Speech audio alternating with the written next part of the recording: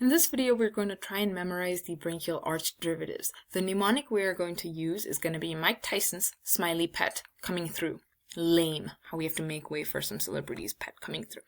Anyways, the branchial arch come from the lineage of the mesodermal tissue, and just how a mesoderm is in between the ectodermal and endodermal layers, an arch, connects two sides of a bridge, so it's in between two sides of something that it's connecting. And underneath the bridge, I drew a smiley pet. So, because later on, it's going to come in handy to memorize the structures that come off the second and the third branchial arches. So, let's get started.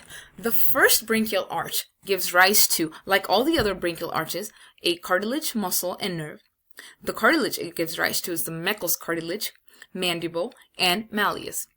The muscles are going to be mastication muscles, which are masseter, medial pterygoid, lateral pterygoid, and temporalis. The T in our mnemonic is Tyson's. I put the words Mike and Tyson's together because this arch gives primarily rise to structures that start with M or T. Temporalis is another one of the muscles. Mylohyoid, tensor tympani, tensor veli-palatini, and anterior 2/3 of the tongue. The nerve it gives rise to are the mandibular and maxillary branches of the trigeminal nerve. So that's Mike Tyson's right there. So the second word in our mnemonic is the word smiley. And the second branchial arch gives rise to structures that primarily start with the letter S.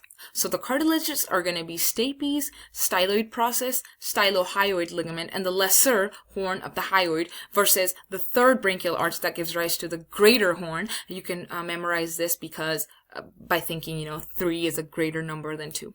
So, moving on to the muscles that come off of the second branchial arches. They're also going to start primarily with the letter S, such as stapedius and stylohyoid, and the smiley muscles, or the muscles of facial expression. The nerve is going to be cranial nerve 7, which again starts with the letter S.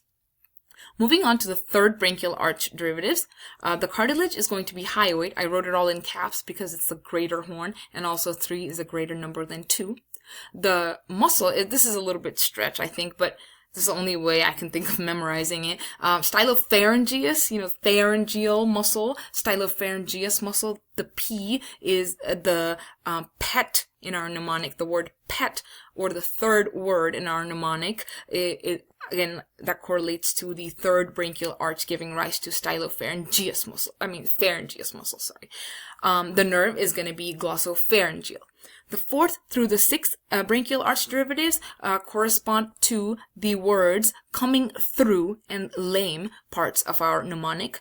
And the C and the T are for cricoid and thyroid cartilages, laryngeal muscles, and the laryngeal branch of cranial nerve 10. I just made some side notes about this part because innervation of the laryngeal muscles is through the laryngeal branch of cranial nerve 10, except for the cricothyroid muscle. Also, the superior laryngeal nerve is important for swallowing, and the recurrent laryngeal nerve is important for speaking. So like I said, if you go back to the mnemonic and try to correlate the words Mike Tyson's smiley pet coming through lame to the branchial arch derivatives, it should help you memorize them. If you have any questions, please contact me.